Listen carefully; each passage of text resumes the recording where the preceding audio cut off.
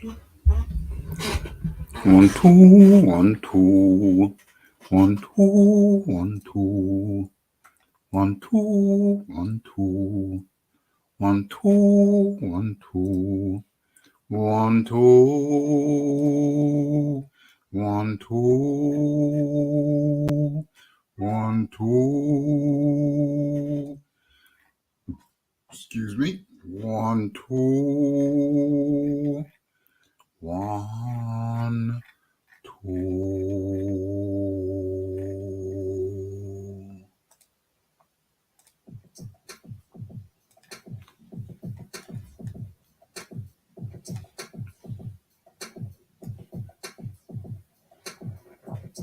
Yes, yes, yes. It's Raphie Dawkins with the Combat Radio.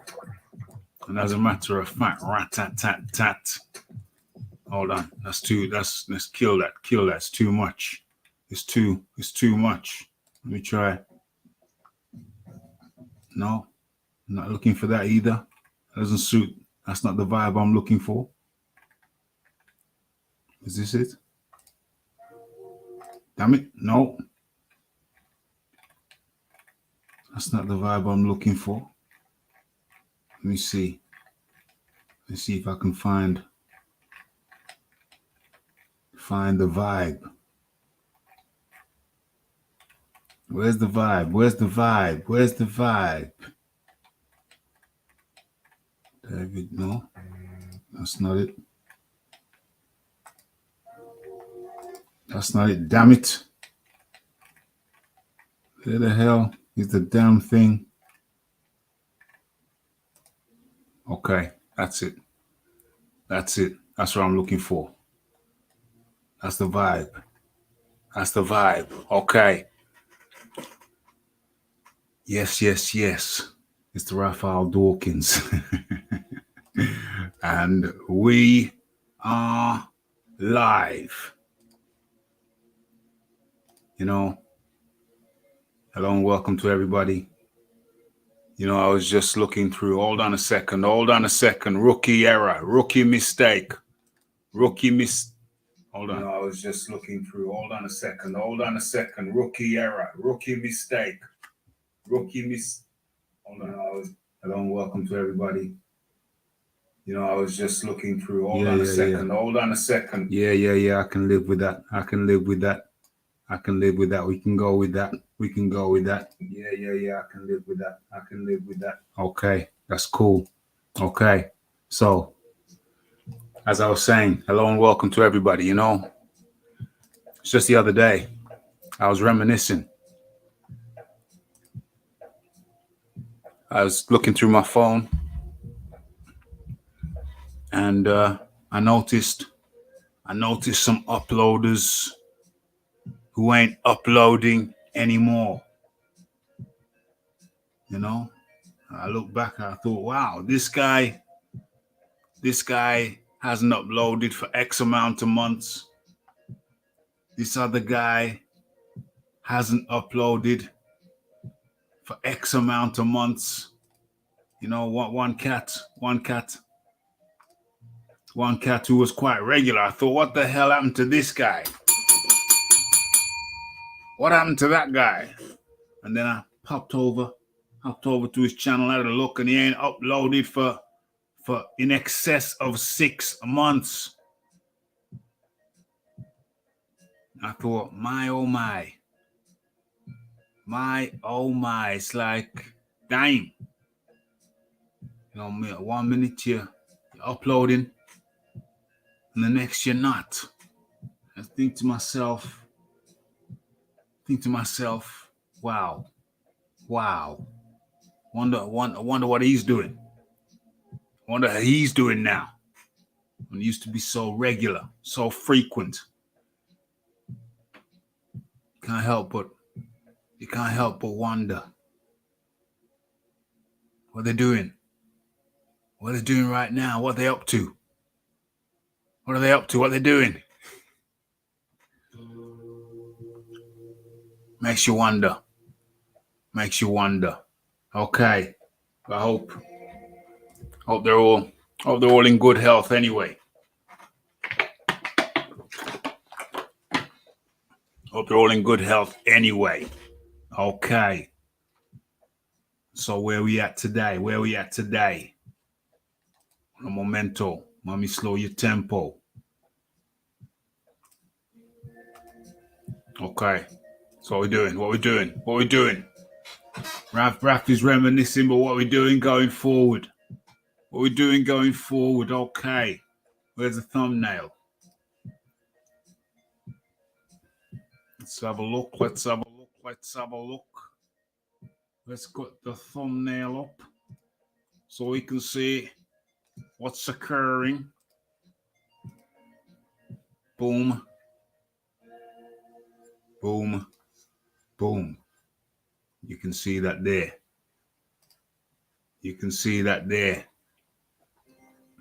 So we're going to be talking about some of the scraps that happened over the weekend. As for the Raphie's been quite active, and I've been a little bit more active on the social media. Leon Figures is with us. Leon, you've been seeing some of my posts on social media. I think I've been a little bit more active. Yes, Mr. Dawkins. Yes, thank you for allowing me on the panel. 100%, Leon. Peace to the chat gang. Peace. Yes, I have been seeing you on social media more. Yeah. Seen you in the gym. Seen your healthy options that you've been cooking some homemade meals. Oh damn. Yeah, man. I'm loving the bike rides in with the scenery. You do have better scenery up in Middle Earth, I must say, compared to London. You do have, if Birmingham is Middle Earth, yeah, what would London be like? What's it? King's Landing?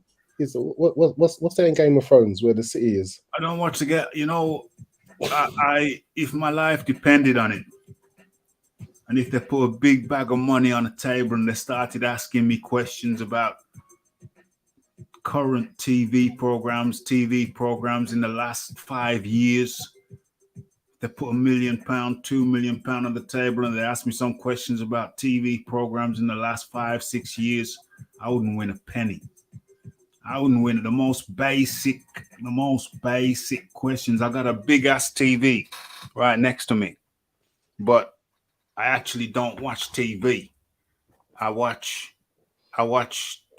don't even watch films anymore. I used to be a film buff. Raphie barely watches the tube. The only thing I watch is documentaries now. Certain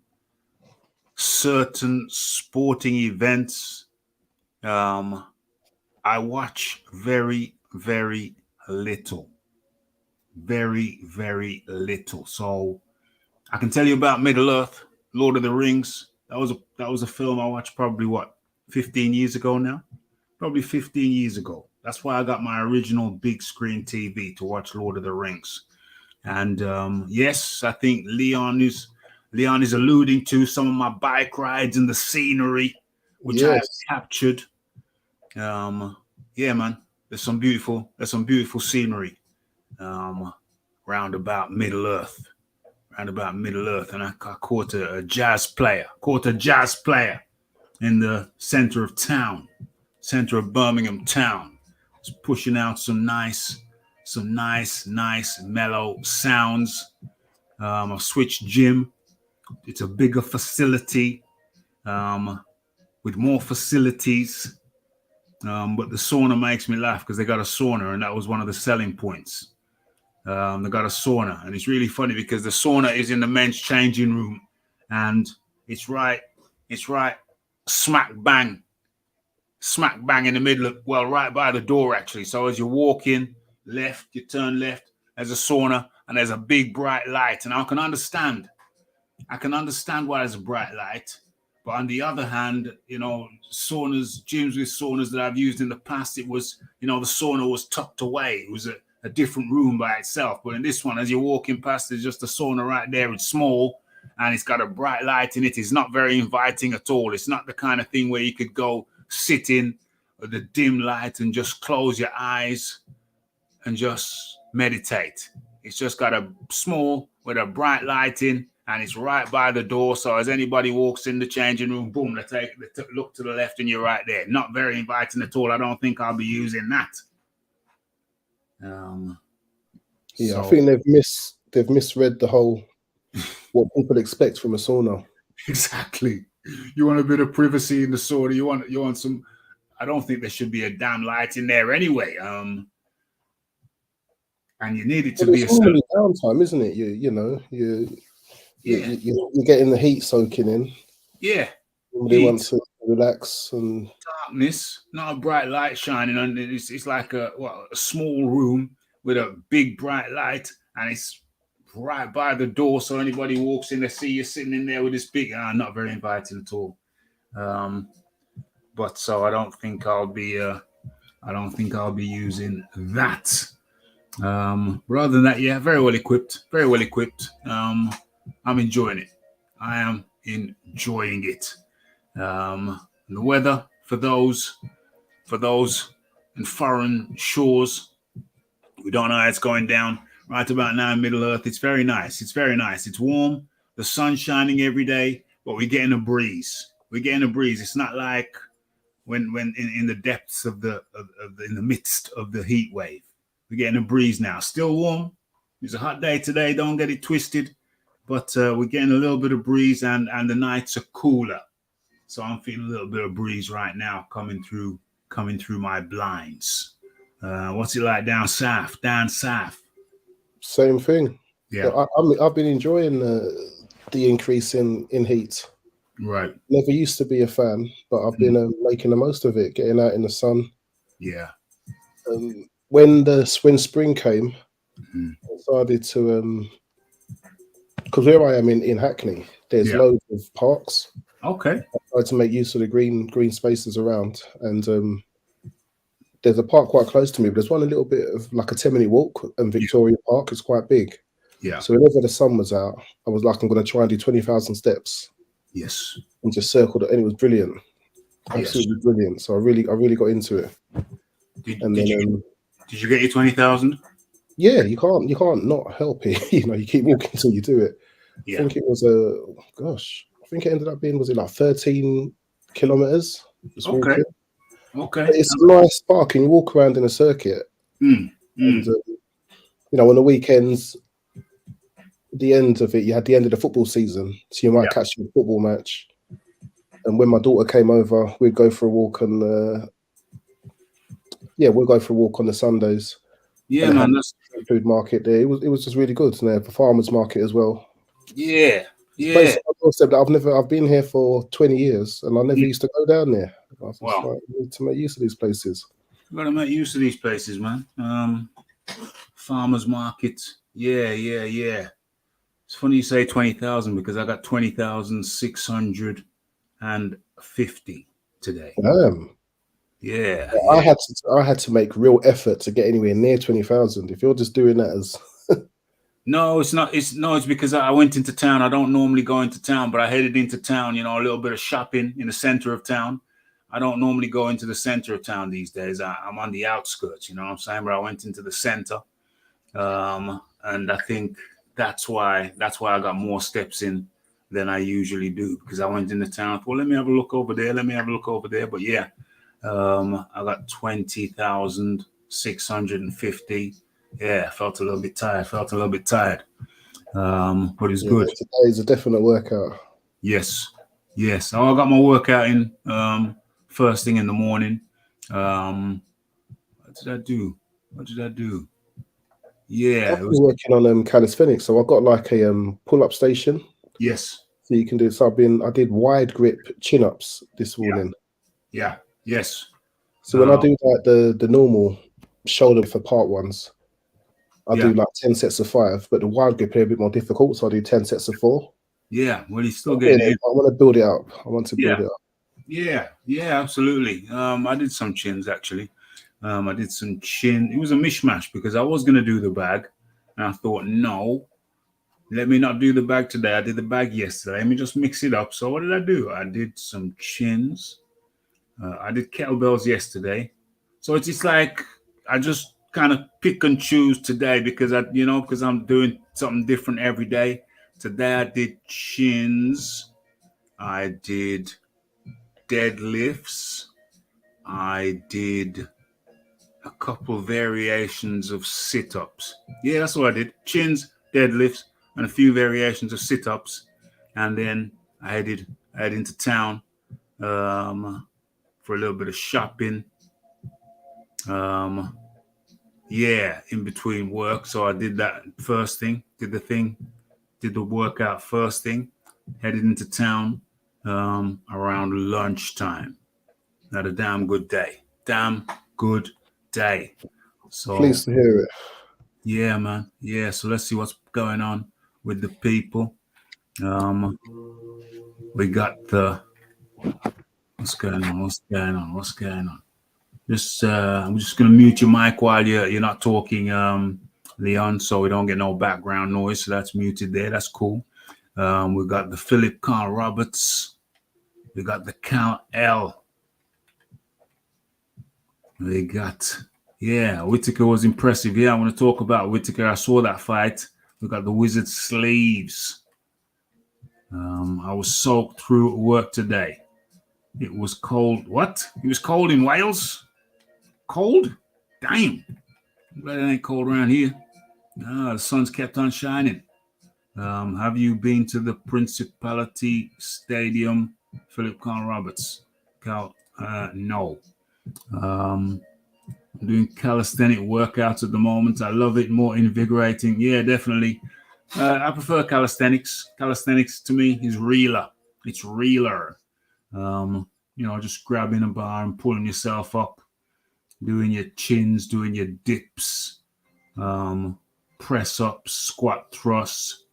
It's realer. To me, it's realer. It translates to real fitness.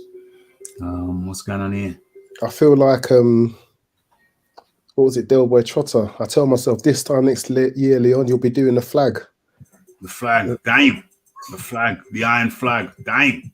That's no mean feat.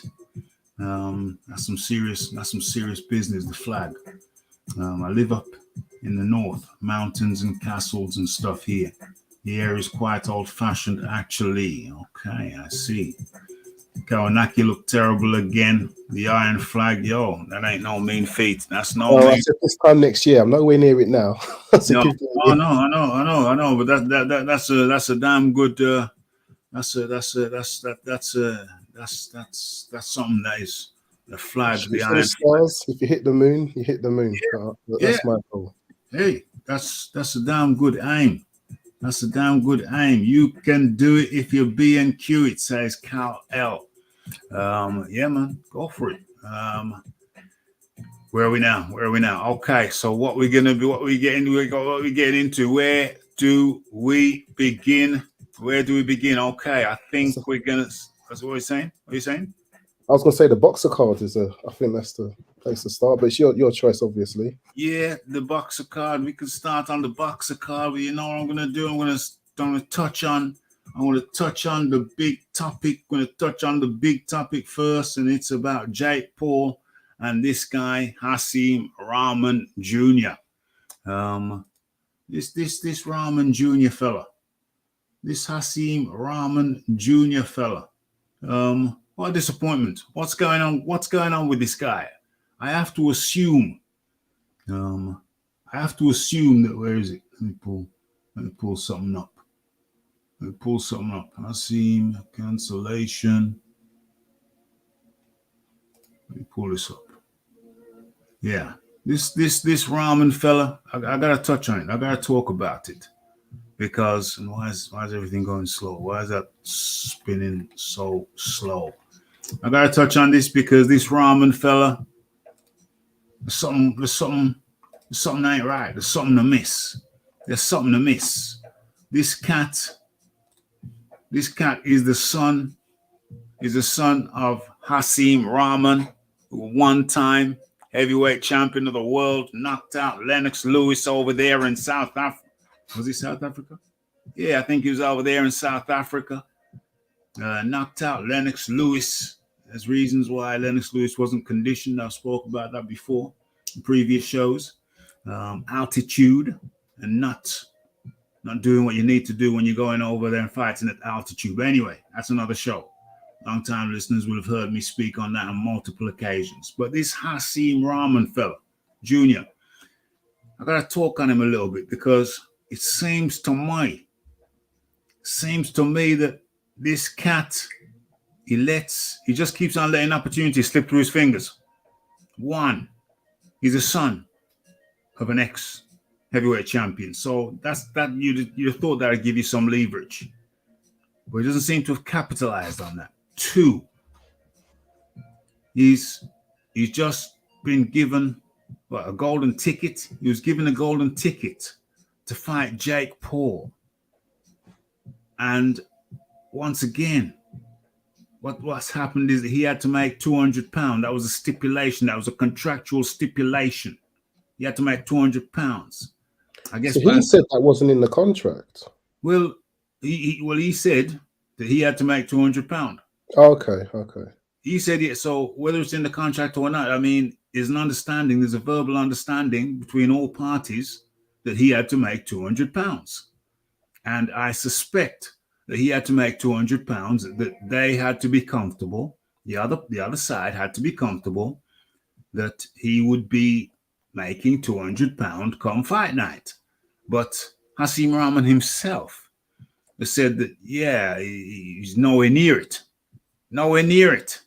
So once again, I'm looking at this cat and I'm saying, yo, you're the son of an ex-heavyweight champion. You haven't capitalized fully on that. Now you get this golden ticket to fight Jakepaul. And all you had to do was make £200. And then I hear you talking. You said, well, now, you know, it seemed like my body just wasn't getting down to 200. Yo, I'm pretty sure that I'm bigger than you. How many stone is 200 pounds? I'm sure that I'm bigger than him. And let me just do this maths. And I'm sure I could, hold on, let me do the maths. Could I get down to 200 pounds? What's 200 pounds? 200 divided by 14 equal. I could get down to 200 pounds. I could get down to, and this guy's coming up with excuses. Yeah, I'm bigger than this cat. And he's making excuses that he can't get down to 200 pounds. Nah, all you need is a nutritionist. As a matter of fact, you don't even need that. If you know your body and you know the mathematics, and you know your calories, and anyway, I could get down to 200 pounds. Systematic a diet, you know how many calories you're taking in. You go on a primarily vegetable. You go on a primarily vegetable diet. Like playing devil's advocate, when I went raw vegan, yeah, I boiled down, and I stopped at 228. Right. I mean, I'm not tall. I'm 6 foot, but I'm a big guy. Yes. But there was like no fat on me. I had no hips. Yeah. My stomach went in. Yeah. It was like, and I was just like, "Oh, I'm going to stop now," because I was like, I was scared what else I would lose. Yes. Again, I suppose muscle could have started losing. I didn't want to lose the muscle. But I hear that. No, I take that back. I could have continued. I was thinking that was my rawest, but no, it was just I didn't want to get any smaller. So yes. I could have carried on. Yeah, I hear you. With doing nutritionists, there really isn't any excuse. There's no excuse. You could have got down. Yeah, it's around 14 and a half stone. It's around 14 and a half stone. And with Raphie changing his diet now, so it's primarily vegetable. I'm like a vegetarian that has a little bit of meat on top. You know what I'm saying? That's my diet. All vegetables now with a little bit of meat on top. 66%, 70%, 60 to 70% vegetable. And the weight just drops off. Easy. There is a risk. Have I lost some muscle? Yeah, I think I lost some muscle. But so I'm careful now. Careful with the protein. Careful to make sure. Well, I've always been careful to make sure I get my protein. But yeah, just light. Just gain light. Go vegetable, primarily vegetable, with a little bit of meat on top, and you'll get down there. I mean, you can't be worried about losing a bit of muscle. You'll get that back. I mean, it's about functionality. Are you functional? You lose a bit of muscle in the process. That's not a problem. That will come back quickly. That will come back easily. But I have to imagine he was making a nice little pay packet. It would be his biggest pay packet to date, surely. And to flunk out. But I think there's got to be more to it, because I do not think that him not being able to make the weight would have cancelled the fight, because Jake Paul's about making money. Yeah. So I'm thinking that there must not have been money there for him to. He wouldn't have walked away for money. So he didn't walk away. He didn't walk away. Jake Paul. Oh, you're talking about Jake Paul? Yeah, I'm saying Jake Paul wouldn't walk away for money. I think Jake Paul would have. Well, I don't know actually. If he's scared of losing, maybe he wanted to boil him down. Well, there's two factors. Apparently, Rahman weighed 216. Yeah, I saw that's what Jake Paul said. He weighed 216 and then 215 about a week later or 3 weeks later. So the board was saying that he needs to lose weight more healthily than that. Yeah. He wasn't going down gradually. That's crazy to me. I don't know. Was it an experience?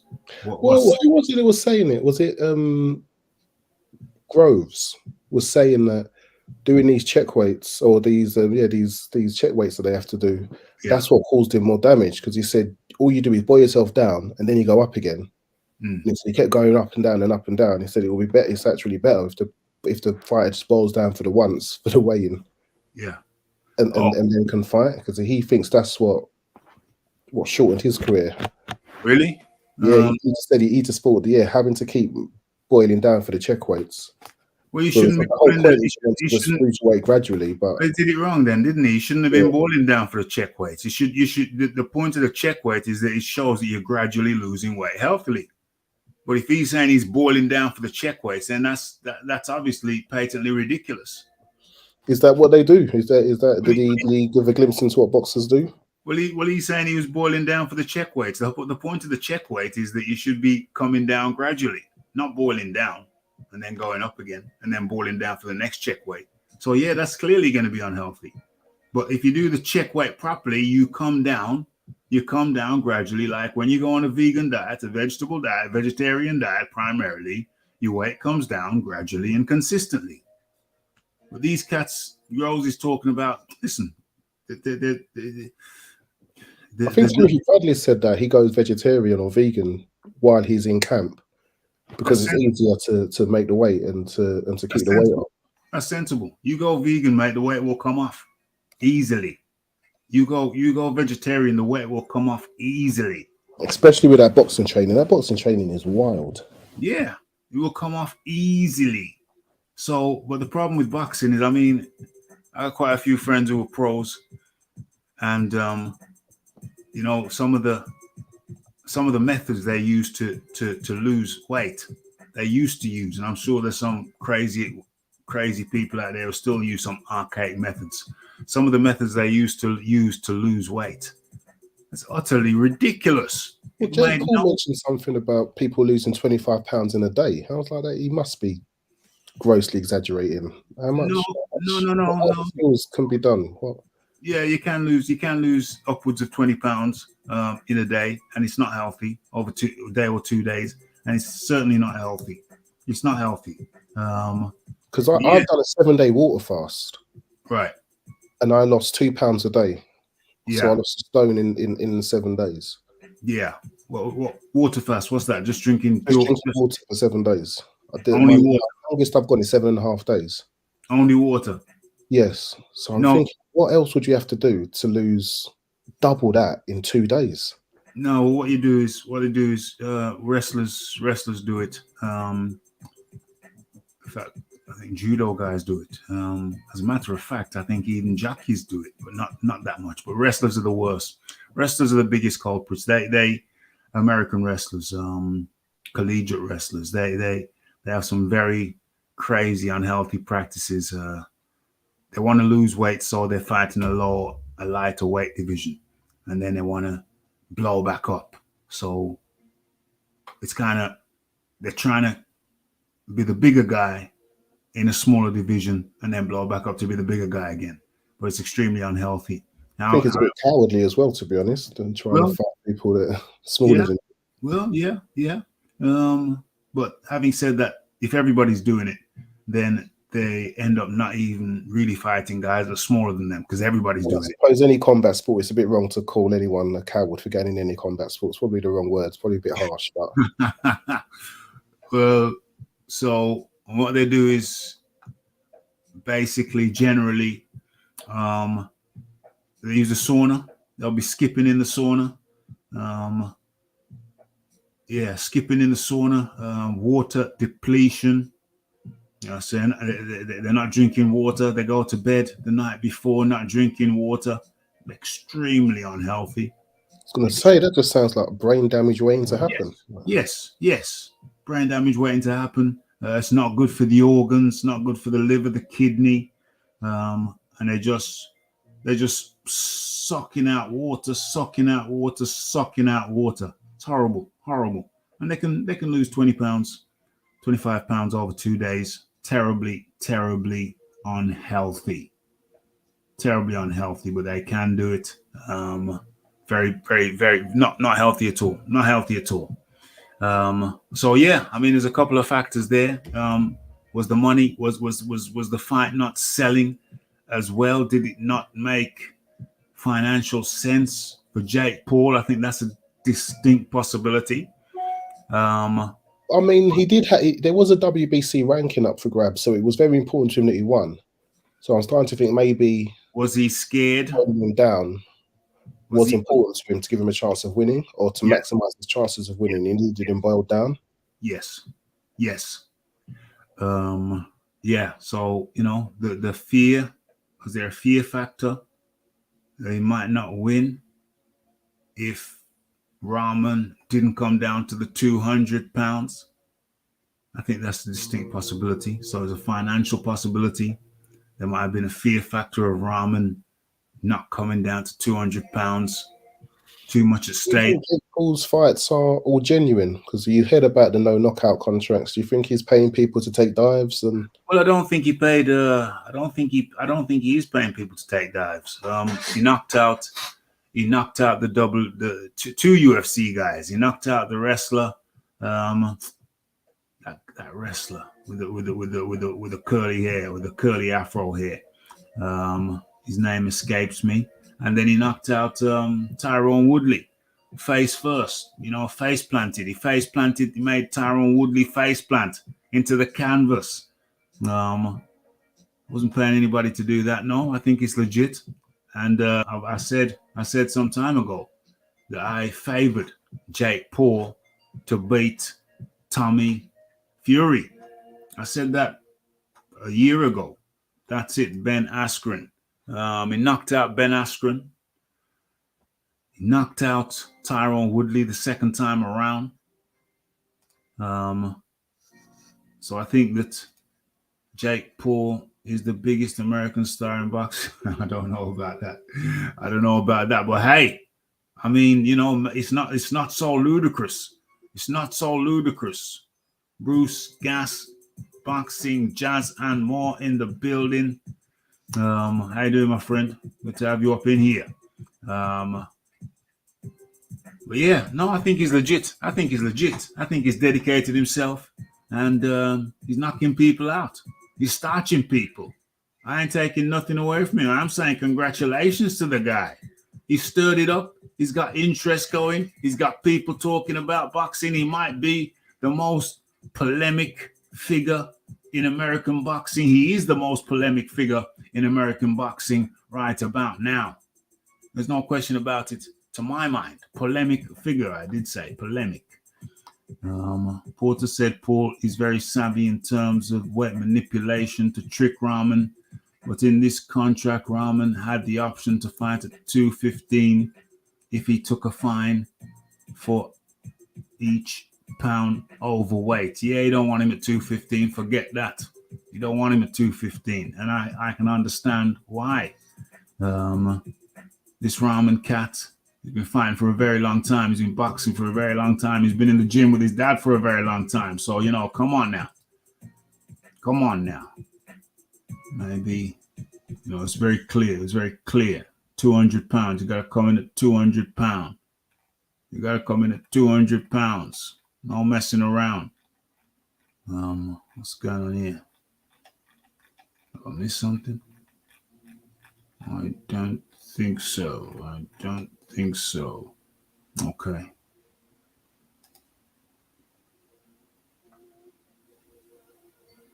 I'm going to have to take the fines and fight it the weight he wants.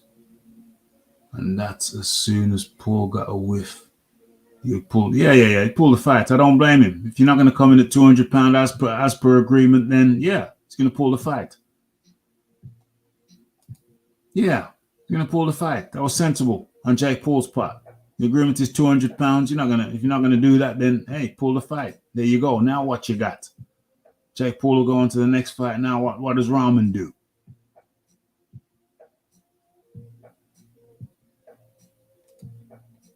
Maybe he should actually fight a cruiserweight boxer. Well, Rahman has managed to increase his popularity without actually having to fight. Well, popularity. He had more options than he had before this all started. He certainly increased his. I never knew he was boxing before. Okay, he certainly increased his visibility. I don't know if he's more popular. I don't know if popular is the right word. I don't think he's become popular. I think he's become more visible. He's increased his visibility. He's increased his social media presence. So his numbers in terms of social media are definitely gone up. More people know him. More people know who he is. A lot of people didn't know he existed. Excuse me. So now he's gonna have to try and turn that into something, capitalize on that. Which and I question his desire to capitalize. You know what I'm saying? Father, son, the world champ, nobody knows him. Who's that guy to say? Now I guess this situation with Jake Paul, and to me it looks like he's fumbled. I gotta say, it looks like he has fumbled. Okay, so leave that alone. It looks like Jake Paul has some kind of mini curse happening every time he tries to fight an actual boxer. It's just not getting over the line. Rahman is not a particularly impressive boxer. No, I've seen him. He's not particularly impressive at all. He's kind of underwhelming, truth be told. He's underwhelming. He's been around the Mayweather gym. I've been aware of him for several years now. I know he's been around, and for as long as he's been around, I'm surprised he's not better than he is. I watched the Rahman v. Morrison Jr. fight, son of Tommy Morrison. Yeah, he got knocked out, didn't he? Got knocked out in that one. It was his last fight. Yeah. For as long as he's been around, I'm surprised he's not better than he is. That's the truth. That's the truth of it. Okay. So let us come out of that. Let's come out of that. I think I need to close the window. I think I need to stop sharing that. Stop sharing. Okay. Let's talk about a boxer card. I thoroughly enjoyed that card. It was Saturday evening. Me and my daughter watched it. Yeah. Where do you want to start? Fraser Clark? Yeah, it was a good takeover fight. The guy seemed very durable. Yeah. But he caught him. I can't remember what round it was. I think it was. He caught him and the guy dropped, and he was so big. When he dropped, it's such a heavy drop. Second round. I see why the refs just like, no. When you're that big and you drop that heavy, you take so much out of you. Yeah. Fraser Clark. It was the second round. Pretty sure it was the second round. It was where is it? Did I have that up somewhere? Hold on a second. I have in my head a left hook. Maybe I'm incorrect. I have in my head a left hook to the chin. It was a left hook. It was a left hook, as I recall. Let me have a look. And it's a good punch because it's one where the body kind of drops straight down. It kind of collapses within itself. Yeah. That's when it's a clean hit. When you fall backwards, sometimes it's the momentum of the punch that pushes you back. Yeah. When you just collapse into yourself, that's your body just saying, nope, deck a card style. Just hit me. Body says, no, play dead. It was like Fred Dibner. Do you know who Fred Dibner is? No. Fred Dibner. He was an old-time guy, old-time steeplejack. Used to go up them big industrial chimneys and industrial buildings, climb up there with a ladder. Your heart was in your throat watching him do it.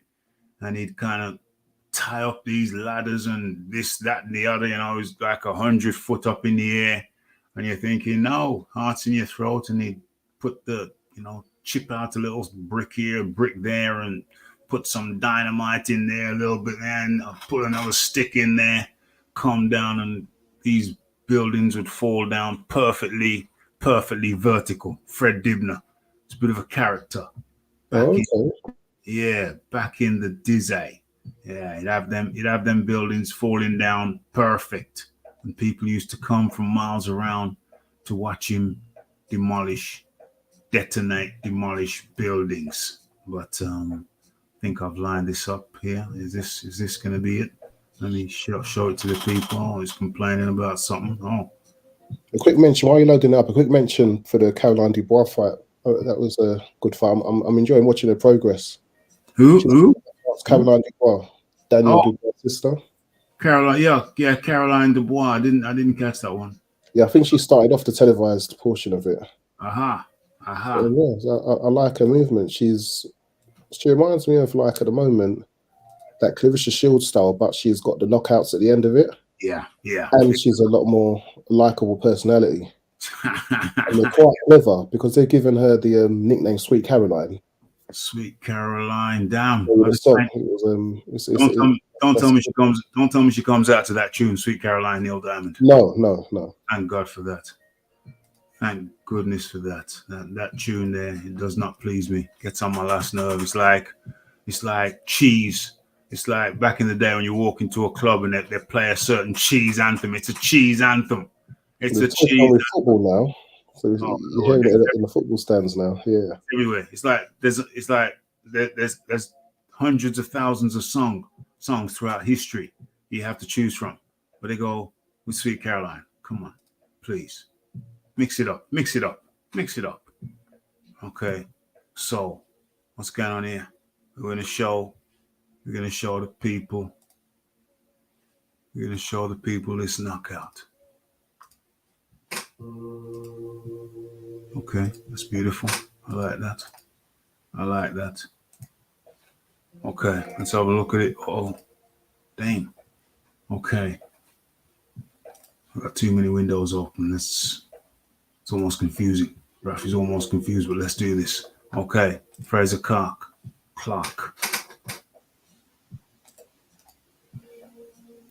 Very heavy on his feet. His opponent. Yeah. Very heavy all over. Look at him. Bracamonte. Ooh, look at that. Didn't even you know whose left hook that reminds me of? Dillian White. Reminds me of Dillian White. Yes, like the one he caught Chisora with when he got in there lockdown. Short hook. Very, very short. No telegraphing. Just poof. Just boom. He never saw it coming, and it was before his opponent could land as well because he was going for his own hook himself. Yeah, it was. But a lot wider. Look at that. Hold on. I just realized they both got gold gloves. What's that all about? They're both wearing black trunks. And they're both wearing gold gloves. I just realized that. What the hell's going on? Well, sometimes fighters just demand to wear the same gloves as their opponent, don't they? If they think their opponent's trying to get an advantage. Yeah. They say, I'll have the same gloves as him then. So, dang. Same gloves, same black trunks. How bizarre. In the days of black and white, that would have been totally unacceptable. needed a clear and distinct, different color. What a left hook. What a left hook. These days you can say, okay, he's in the black trunks with the gold piping, but not back. Yeah, that heavy drop. He just dropped so heavily. Heavy. That's why, because I can't remember who it was. They said they thought it was the stoppage was a bit early, but when I saw him land like that, yeah, I understand why he gave the referee enough to say that's it. Yes, big grab. It's a big drop. It's a big drop. Heavy drop. So that was Bracamonte, and what's his name? Fraser Clark. Yeah. Fraser Clark. Second round stoppage. Nice tick over. What's people saying over there? What's going on? Fred Dibner. That's the one. That's Rahman Morrison fight. Stopped a bit early. I thought he was good. I can understand someone saying it's a bit early, but I think he was good. But I can understand that. It's a good left hook. The guy was crazy. Was he the host of? No, that was that was Fred Dinage. I know who you're talking about. Yeah, with the comb over. That was Fred Dinage. Yeah, Fred Dibner was the steeplejack. Right. People know that Fred Dibner's from the Fred Dinages. Yeah, you people know. I was getting vertigo watch. Yeah, you could listen. Sometimes when I go up escalators that are too tall, I get a little bit of vertigo. I'm like, hey, come on now. Who designed this madness? Who designed this escalator? It's too tall. You get paid well if you can handle heights. I remember when I had my street food truck at Wembley Stadium, speaking to one of the guys who was operating the skyscrapers. Yeah. And he was saying he gets paid such a high amount for a daily rate, and if the winds are too high, if the weather's not good, he still gets paid and he can't do any work. Dang. He just if he can handle the heights. Dang. Yeah, man. Yeah. Just because, you just said most people can't stomach it. Their stomach goes when they get high. Forget that. Keep my feet on terra firma, mate. Keep my feet on terra firma. But in comes our man in the Caribbean. Goes by the name of the Iron Kong. How do? Hey, hold on. Somebody mangrel back. Hold on. Yeah. We're back. Yes. Yeah. Sorry. Somebody mangrel wouldn't hush in the background. So anyway, what going on, Raphie and the great Ian figures? Yeah, I think it's some foxes around here. I can hear some foxes around here. A fox? Yeah, a couple of foxes. I can hear them. Foxes in Birmingham? Yeah. How they all drown in the canal? 1997, Tony Blair told them to ban fox hunting. Now the foxes are bloody everywhere. Damn. Oh, well, keep your chickens in your houses, and you'll be all right. What's up to everybody? What's up, Raphie? What's new today on the boxing talk with you? Well, I mean, what's new today? Well, first and foremost, the weather is still good over here. It's that's a plus. The heat wave is not as bad. It's nice and warm, but it's not a heat wave. It's the tail end of the heat wave. But I thought that the weather would change and the summer would be over. What's that? The noise at the end? What do you mean the noise at the end? Hold on. I just got a message. Okay, I get it. I just had a message come through. Okay, I get it. But no. The weather has stayed good. We had a day of rain. Well, we had some rain for a couple of days, but it was just sporadic. But the weather's good, man. The sun is shining sweetly. We've been blessed. We've been blessed over here in Middle Earth. We've been truly blessed. We've got a breeze now as well. So and now it's getting cooler at night. So it's just nice. It's just nice. That's a good thing. So let me ask you a question. Let me ask you a question. So when it was hot like that, yeah, what y'all was doing? Like y'all had fans, like, because I understand like AC ain't really a thing in them, because I guess you don't really need the AC because usually kind of cool. Yes, we don't need the AC normally, but no, when it's hot like that, it's just iced water was my best friend. I've got a thermal flask, kept the ice water on tap. Yeah.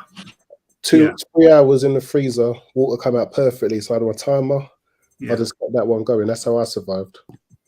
Well, for me, it was just windows open, hope for a breeze. I didn't even use the fan too much because it's pointless, because then you're just blowing warm air around. But interestingly, I don't know if this has something to do with it.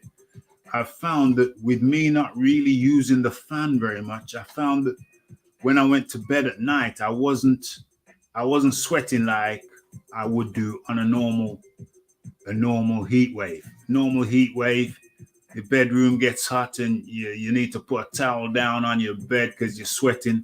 I wasn't sweating. It was the weirdest thing at nighttime. I was hot, but I wasn't sweating. And I'm wondering if it's because I used the fan less. My body just kind of adapted, and I wasn't drenched. When I went to bed. It's the most peculiar thing. Not using the fan. The fan was a waste of time to me. So I didn't use it very much. The fan isn't on now. It's warm, but the fan's on. I didn't use the fan. It was an experiment, and I think it paid off. I just took it. Forget about the warm air wafting around. Pointless. So yeah, you just bear it. But now it's nice. It's a little bit cooler. There's a little bit more of a breeze. It's just nice. We're just enjoying it now. You can enjoy the weather now. We can enjoy it. So what's going on? What's going on with the boxing, you say? What's going on? Let's see what people are saying. Rahman's pulled out. Well, the jakepaul thing's over. Oh, I know where we can go. I know what we can talk about. Oh, let's finish off with this boxer card then. Okay, so with the boxer card, Fraser Clark knocked out his guy in 2 rounds. I just showed. Did you see that? Did you see that, Lincoln? Let me show you to you if you didn't see it. Big phrase. Yeah, did you see that? Because I got it here. I can show you. No, I didn't see it. Let me see what's going on. Let me show you. Where we at? Let me show you. There he is, Fraser Clark. So I'm going to show a few of these knockouts. Hold on. That's not it. What's going on here? No. Uh-oh. Don't want to get in trouble. Let's just get to the point. Oh, there it is. I think it's going to come up right here. Okay. Try to the left. Come over with the right, glancing.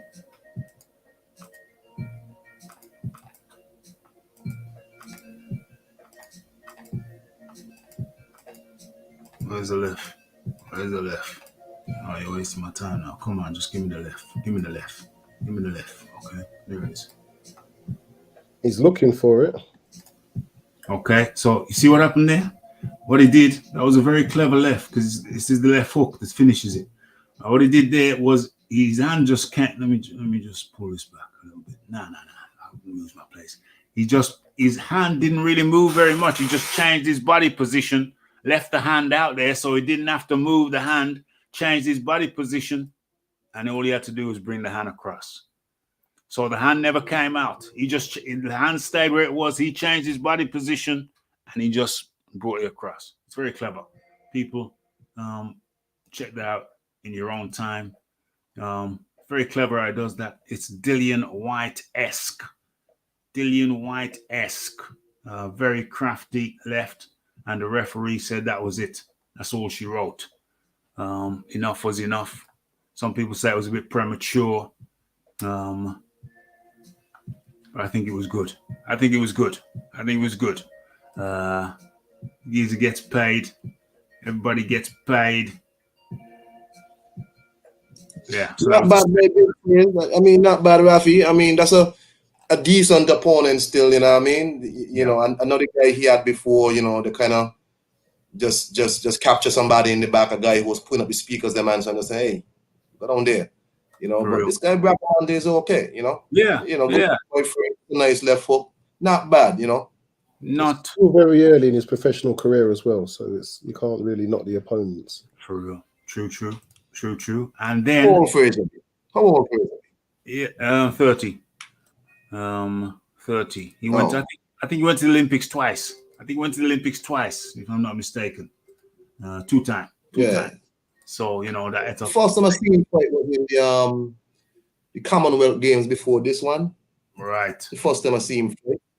Right. I think he won the gold there. So Yes. yeah. It's been around. Before I go to Raphie, let me just say, hey, happy Emancipation Day.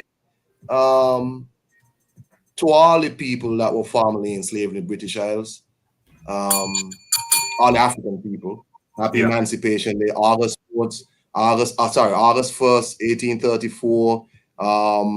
African people finally gained their liberation in the former British colonies, even though in some places like St. Kitts and Nevis, they took 4 more years of free labor, called it apprenticeship. So people got free in St. Kitts and Nevis in 1838 completely. So happy Emancipation Day, happy African Liberation Day. It's a very important day for our people. Happy Emancipation Day. What year was that again? Sorry, 18. Officially, August 1st, 1834. But not all African people got actually liberated in 1834. Like in St. Kitts and Nevis, they imposed a further 4 years that they call apprenticeship, which was just 4 years more of free labor of the people. So that's what it was. So damn. Okay, happy Emancipation Day. You know, we do history over here as well, so everybody gets wiser over here. You know what I'm saying? Everybody gets wiser. Everybody gets wiser when you come to the rdcr. And I'm looking. How are you, Ben Whittaker? How he look? Well, I'm looking at this right now. I'm just lining up. I'm queuing up the knockout. Oh, queuing up the knockout. My bad. So, no, it's good. It's good. Hold on. I'm just trying to make sure I get it right. Okay. I think I got it. Okay. Let us take a look at the Ben Whittaker thing. For me, this was the most entertaining fight that I saw this weekend. I don't know if I'm sharing yet. Am I sharing? Okay, hold on. Let me tidy this up. This was the most entertaining fight that I saw this weekend. We talk about the Chris Billum Smith thing, Isaac Chamberlain. That was a barn burner, no question. But when I watch a fight, I want to see style. I want to see a little bit of panache. I want to see Leon Figures. I think you got some background noise there. Just mute your mic for me, thanks. I want to see a little bit of flair. And yes, I know that Ben Whittaker is just new, or is this his first pro fight or what have you? Yeah, but I think it's promising. He does display that little bit of style. He does display that little bit of panache. He does display that little bit of flair. And there are fights where you can, you know, that bankrupt. Fights that are bankrupt of those qualities. Let's just take that was not one of these. This was entertaining, even though it only lasted for a minute or so or two. I was thoroughly entertained. That was nicely lined up. Right. Nicely lined up, okay. He uses the jab to place it. You can see the weight distribution on Whittaker. It's more of a fake jab, more of a pump jab. Create the space. O'Neal throws, but it's no conviction behind it. And right behind the ear goes that right. What is that? Right hook. You'd have to say that was a hook. I'd say that was a hook. Look kind of straight, but I'd say that was a hook. Was it straight or a hook? Let's have another look.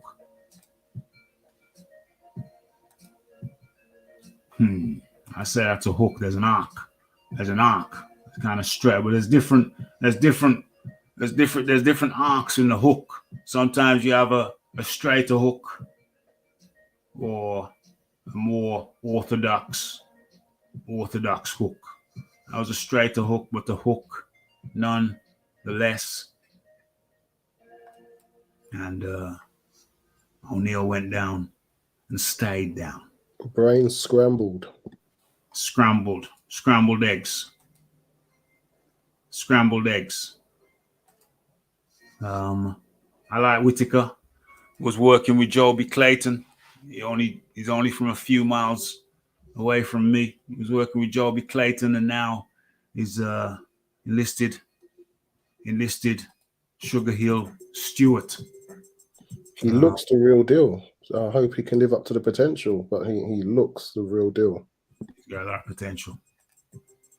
of potential. And I like the fact he's with Sugar Hill, because he's gonna ground him. He's gonna say, yeah, well, let's take some of that flair you've got, but it's got to be grounded. It's got to be grounded in solid fundamentals. Talk to me, Leon Figures. Yeah, it's my only concern is the last person I said had the potential like this was Ryan Garcia. I said where he was with Eddie Reynoso, he was around Canelo, and that never turned out so well. But yeah, everything from the amateurs with Ben Whittaker, he looked slick. Reminded me of when I first saw Nassim come in, the way he was winding up his opponent, being overly flashy. Mm-hmm. There was some punches after the bell. He was trying to wind him up because he just knew he had the speed and the power. He was too quick for him and too strong for him. So he was just like a cat playing with a mouse before he decided to just knock him out. For real. But he was very slick, precise. I remember my daughter saying, "Is it the surgeon he calls himself?" Who's the surgeon? Ben Whittaker. Does he call himself the surgeon or something? Some kind of name that he had on his robe.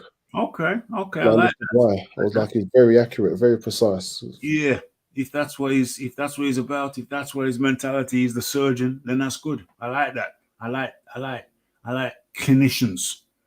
And if you're gonna be a flair fighter, then to stay safe, you need to be a clinician. So in answer to your question, Kong, yeah, it was a stylish affair. It was a stylish affair. I liked it. I enjoyed it. Well, that's good. I mean, I didn't get a chance to watch him in the Olympics or nothing because, of course, his fights didn't come on this side. I didn't get to see a lot of boxing for the Olympics.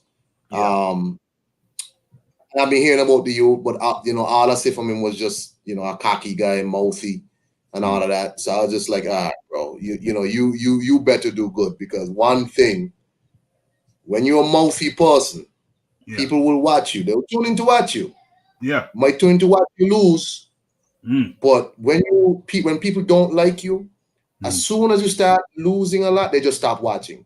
If people like you, even if you lose and you're a good fighter, people will still watch you.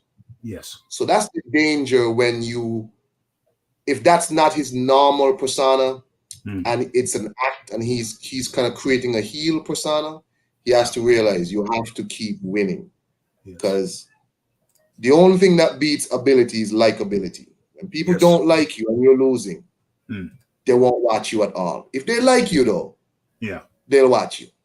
So he I'm glad he looks good, and I just hope that he moves on. Yes. Yes. Yeah. I mean, if it is an act, it's not the wisest thing, because he doesn't have to play that role, because he was the darling of the Olympics. Yeah. He was the one everybody was trying to desperately to sign. He didn't have to, which makes me think that that's naturally him. He's just naturally cocky and confident, and he can back it up in the ring. I think that's him. That's good, but I know he got some backlash for his silver medal. Oh yeah. Little tantrum that he threw. you know. But as I said, bro, if you're gonna craft this persona, you got to keep winning. Definitely. You know, there can't be no slip-ups. You got to keep winning. There can't be any slip-ups whatsoever. I did not watch this next fight. I didn't watch it, and I'll tell you why. Tell you why I didn't watch Chris Billam-Smith versus Isaac Chamberlain. I'll tell you why. It's because every time I've watched Chris Billam-Smith, he's won, and I think it almost always goes 12 rounds. Chris Billam-Smith. Let me just check that. I think he finished somebody in the 8th round one time. But I think he knocked out McCarthy in his rematch with him in the last fight. I think. Yes, CHRIS. Chris Billam, BIO Smith. Come on up, come on down. Chris Billam-Smith. Let's see. Chris Billam-Smith. There he is. Bournemouth Cruiser. Let's bring him up. There he is. That's the guy. Okay, 16 fights. He lost one by. Yeah, he lost one. Let's have a look. Chris Billam-Smith. What happened? Unanimous decision. Tommy McCarthy, KO. Dylan Briggan, unanimous decision. Tommy McCarthy before that, split decision. Vasil Dukan, unanimous decision. Nathan Thorley, okay, that was about 4 or 5 fights ago. TKO, split decision, retired. TKO, retired. Okay, lately it's mostly unanimous decisions, UDs, and a split decision.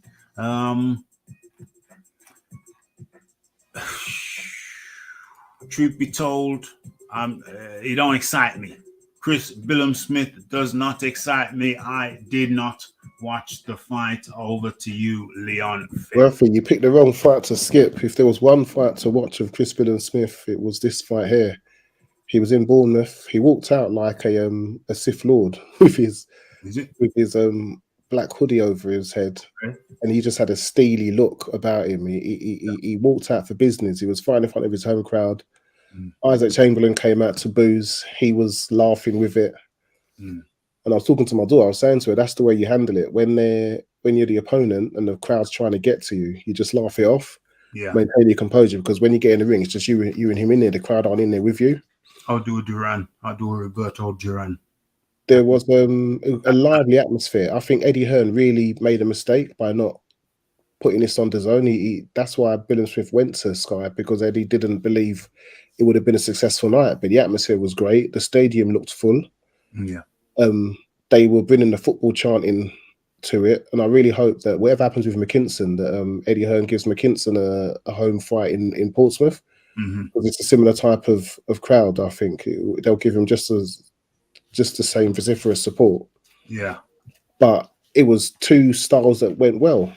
Chamberlain was quicker. He had a much quicker jab. Billam-Smith was slower but more powerful. So Chamberlain was working him on the jab. Billam-Smith would just walk him against the ropes.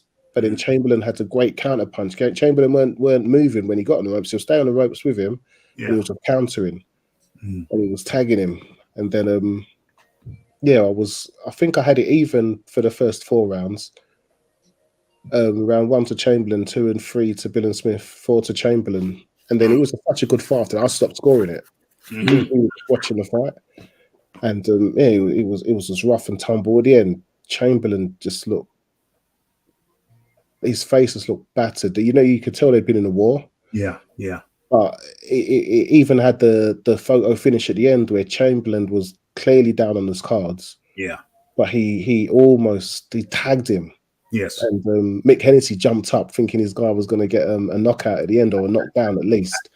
But Billam-Smith stayed on his feet. It was a really enjoyable fight. I saw the last round. It was a really enjoyable fight. Oh, you enjoyed it, yeah?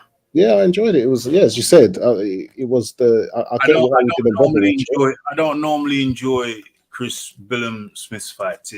He's very workmanlike, isn't he? He's very workmanlike, and he's plodding. He's plodding. I find him plodding. He's plodding. Yes, and he was this fight as well. It's just his style gelled well with Chamberlain. Yeah, I avoid the plodders. But I've heard good things about this particular fight. But if a fighter's a plodder, I avoid them. I really avoid the plodders. But you know, congratulations to them. They excited the people. Raphie, I did watch this fight. Oh, and okay. it was just a typical Billum Smith fight. It was just a blood and guts sort of, as Leon said, you know, rough and tumble. It's just how he fights. You know, I don't like he never looks clean. He never looks in any way. Never looks clean. Never looks clinical. Never looks clinical. It doesn't matter who he fights. He always gets into this type of fight. And this is what's gonna keep him. Well, there's not a lot of like world-class cruiserweights no more. Everybody's gone out the division. Yeah. So what I'm saying is, if he ends up fighting somebody with real dangerous power, because Billum Smith takes a lot of punishment. He does. If he actually fights somebody with real heavy power, like I would say a Makabu, who is an older guy, but Makabu's power is still there. Yes. If he fights somebody like that and he takes some of them shots, I would be surprised if he stands up. You know, what could about getting him the Obitaya fight, giving him a world title shot off of the back. Sorry, I didn't hear you. Sorry, I didn't hear you. Sorry, they're talking about getting him the Obitaya fight, the guy that just beat. Yeah, but he's out for like a year. He well mash up. Yeah, I mean he's out like, you know. And if Sky is talking about getting him the Obitaya fight, why is it that Sky is looking to get Okoli the Jakepaul fight and Billum Smith? Because Obitaya takes Billum Smith to absolute school. Because he just, to me, he's gonna be the guy who's gonna give you good British home fights. But I don't think Billum Smith can go further than where he is. But it's a win-win for Sky then, because we'll get some exposure for Obitaya, and you can build him up for the Okoli fight. So it's a win-win, or Billum Smith manages to win it, and then you got a domestic unification. It's a win-win. You don't have again no really world-class cruiserweights like Usyk's gone, Kownacki's nobody no more. Bradis is, I don't know what Bradis is on anymore after he lost to Obitaya. Yeah. You know, Gassiev is a fat, hairy man in heavyweight now. So there's no real. So maybe there's room for him against Goulamarian, or you know, or maybe he can trade him with Makabu. But to add on to what Leon said, you know, Eddie Hearn has to be careful that he's not seen as forgetting his home market. Yeah, you can't always. He always says he's doing these big global fights and all of this, and his cards are so big. Let me tell you something, man. You've got to always invest in the grassroots. The small to mid-sized shows are still necessary. Still necessary. And this would have been a decent subscription-based card, decent for people in England. Yeah. Because all people are seeing right now is that the Zone has like 3 pay-per-view cards back-to-back that they've announced. No regular subscription fights, no nothing. You know, it was okay. It was, you know, but all of his like lower card guys are leaving because maybe they're getting more money at Sky. But I don't think he has the talent anymore to do a good undercard for this, because Sky could have done a good undercard because they had Fraser Clark and Ben Whittaker to get out. Yeah. But if Eddie had done this, who would he have put on this undercard to make this card worth it? Nobody really. Yeah. You know? Yeah. So there you go. That's why I didn't watch Chris Billum Smith. He's almost like a robot to me. He's like a robot. He's a tough robot. He's a tough robot. And he's been winning, but you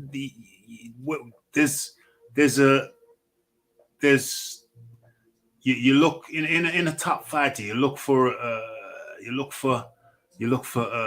what he has, what he possesses that creates a gap between him and the rest. And there ain't no gap. There ain't no gap. He relies on his toughness. He relies on his toughness. And as a boxer, you need toughness. But when you're relying on your toughness, I don't know, man. I don't know. But yeah, let them get that fight on. What's that cat's name? The geezer who beat Breedis? Obatiah, is it? Obatiah, however you pronounce it, the Australian cat. Yeah, bring in the Australian cat, let him get a payday. Is it a payday? Yeah, it's kind of a payday. Let Billum Smith get a payday. He's a tough guy. The Australian guy, geez, he's as tough as old leather. Saying that though, Sky would need Obatiah to beat Billum Smith because Billum Smith is trained as the same trainer as Akoli, and he said he won't fight him. Oh wow, McGuigan, Shane. Yeah. I think Obatiah, he beats Billum Smith. I'm confident. I'm very confident of that. So I don't think we're going to have any conflict of interest there. Obatiah beats Billum Smith. He beats him. Matter of fact, I think he stops Billum Smith. But you know what? Let's go stateside.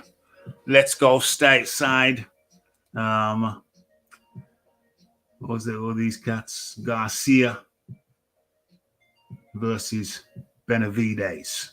I missed this fight. I never saw it. Did you see it, Iron Kong? Iron Kong. Who? Garcia versus Benavides. Did you catch that one?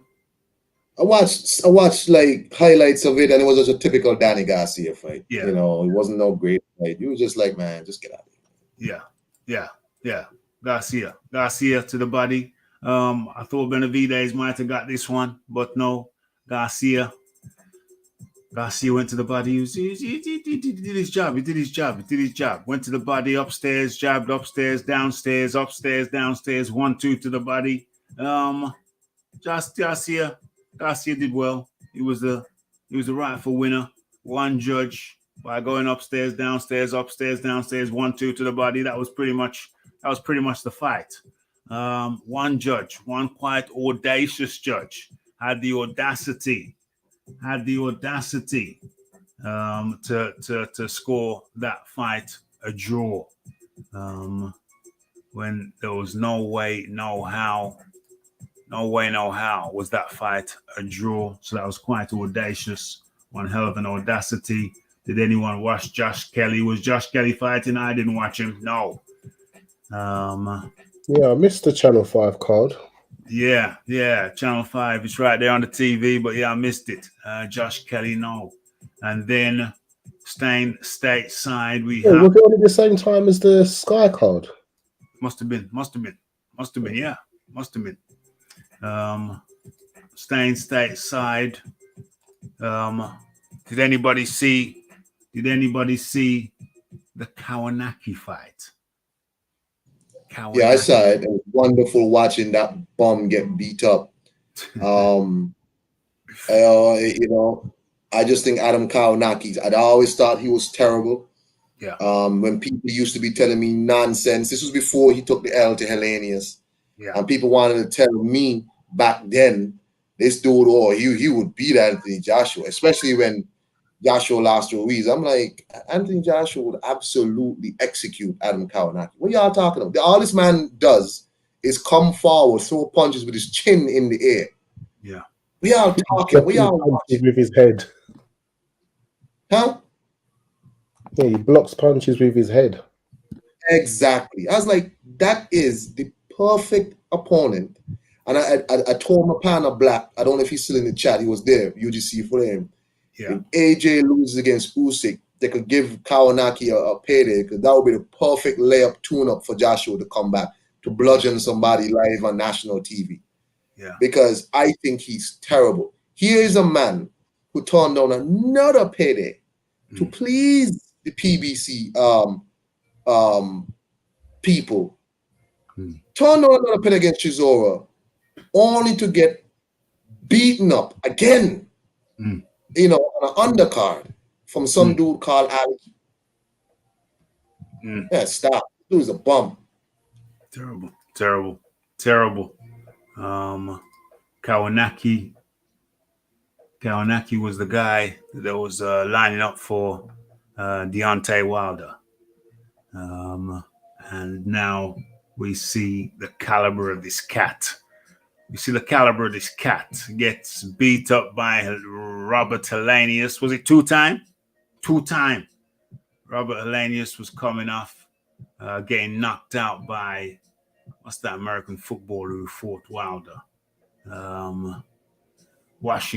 Gerald Washington. Got knocked out. Gerald Washington knocked out Helenius. I watched that fight. I think it was in the 8th round. Knocked him out. Helenius comes back and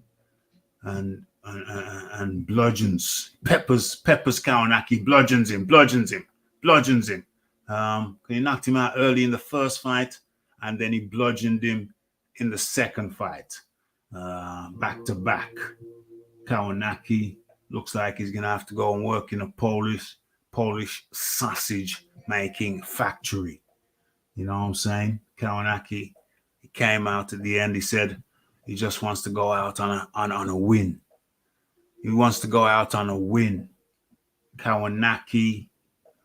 Well, yeah, and the fact that he's putting it out there, that he's just desperately wants a win before he gets retired from the game.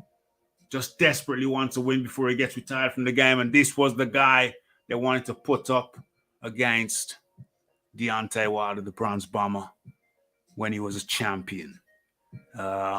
Pitiful, absolutely pitiful. Throwing away paydays, turned down Anthony Joshua, turned down millions. Yeah, I think I don't think PBC fighters have the autonomy they appear. If Al Heyman doesn't give them the say-so, they are not allowed to go anywhere, I don't believe. Especially if they've got plans to face one of his fighters. Yeah. PBC only release fighters on their terms when it suits them and when they don't have them in their plans for any of their main fighters. For real. Yeah, man. Kownacki to me is finished. He's washed. He's going to have to try and apply for a job in a Polish sausage-making factory. And this was the guy that they wanted to put in with the Bronze Bomber when the Bronze Bomber was a champion. It's crazy to me. Absolutely crazy to me. They're saying Ruiz, if Ruiz gets past Ortiz, then he's going to be WBC mandatory. So that's going to be interesting. I think Ruiz does get past Ortiz. The WBC champion still, as it stands, is Tyson Fury. He has not relinquished his belt. So he's still the WBC champion. Does Tyson Fury fight Andreas the Punch Ruiz? Does Andreas the Punch Ruiz want it with Tyson Fury? He's going to go to the body, kill the body, the head will fall. That's an interesting one. I might as well go around the panel. And I'll go first. Who wins? Andreas the Punch Ruiz or Tyson Fury? I think Tyson Fury peppers him. Tyson Fury stays on his bike and peppers him. And steps in occasionally. Remember, he's working with Sugar Hill. Remember the Kronk style. So Tyson Fury will be looking to drop the fat boy there, Andreas the Punch Ruiz. He'll be looking to drop him.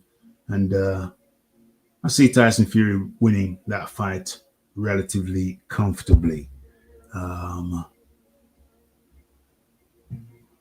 Leon Figures, what say you? This is going to sound really bad, but yeah, stylistically, that's a tune-up fight for Fury. Yeah. Ruiz's feet are way too slow. Fury's movement is way too good. Yeah. And he's now added power to his game. He just dances around Ruiz, pummels him. Whether it's just to see how good Ruiz's chin is. Whether he can take the pummeling, whether it will be throwing in a towel, ref stoppage, or whether he can survive the 12 if Fury decides to not just unleash hell on him. Yeah. But yeah, I cannot see Ruiz winning that. I cannot. The Iron Kong. Yeah, that's easy walk for the pet cheat, Tyson Fury. That's easy walk. Tyson Fury would fight him, I guess, just like how Joshua fought him. That's how you fight somebody. That's how you fight somebody like Ruiz. Slow feet, so you move yours. Yeah. His only hope is that he gets you to stand still long enough so he can fire off on you. Okay? Yeah. That's his only hope. Again, go back to Lennox Lewis versus David Tua. That's how Lennox Lewis fought David Tua. David Tua didn't have no fast feet. He had fast hands. Yeah. Fast, powerful hands. He just stayed on his bike, gave him a little 1-2 here and there, a little touch to the body here and there, a little power to keep him off him. Stay on your bike. Don't worry about that. So that's easy work for the pet cheat king. That's easy work for Boar Penis Fury. Yes.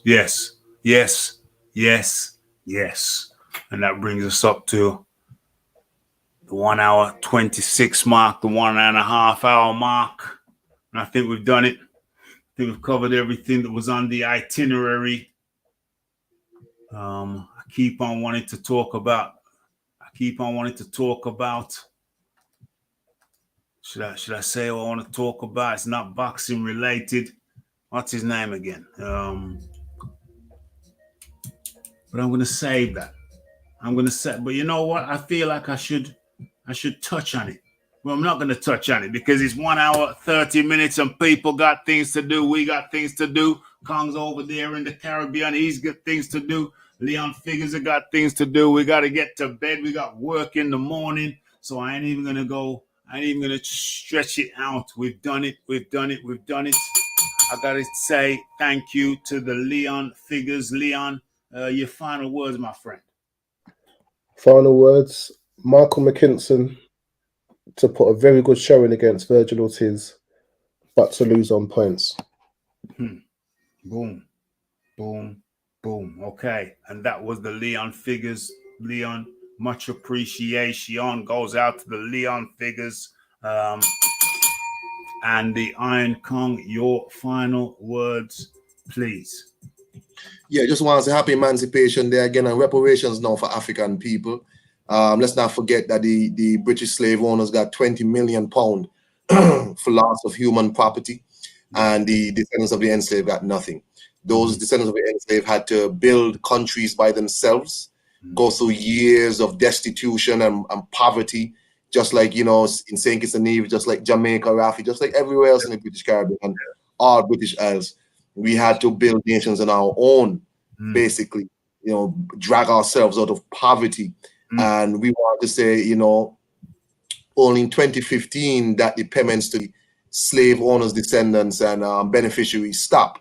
So that means the descendants of the enslaved were paying taxes to the enslavers. So we want to talk, we want to say reparations now for African people. We're not going to let that go at all. I don't care how nobody feels. That's how your country, and I want to build mine the same way. Raphie, you have a nice night. Peace, my brother. Awesome. That was the Iron Kong making some very salient points there. Up until 2015, the slave owners were getting paid, still getting paid. Reparations for Africa and all the colonies is due, is a must. Justice is a must. Okay, awesome, fantastic. There's a cat that I want to talk about. He kind of fits into this kind of thing. kind of fits into this kind of thing, bro. I gotta give it. He's a big industrialist cat. You will know him. His name's all over the place, but it fits into this kind of thing. And I got some things to say about this cat, this fat cat, this industrial fat cat. I got some things to say, but we're gonna have to keep that for another day. And what was I gonna say? Oh yeah. Everything me do, them fella. If me no some gal can swallow. Yeah, everything me do, them fella. If me not some gal can swallow. Yeah, we'll go into that more on another show. But there you go, some cryptic clues there. Everything me do, them fella. If me not some gal can swallow. Yeah, okay, cryptic clue. Go into that more the next time. But anyway, thanks to the Leon figures, the Iron Kong, everybody who took time out to come out and smash the like button. Everybody who has shared or will go on to share this show on their social medias. It's the Raphie Dawkins, it's the Combat Radio. We are out. Blessed.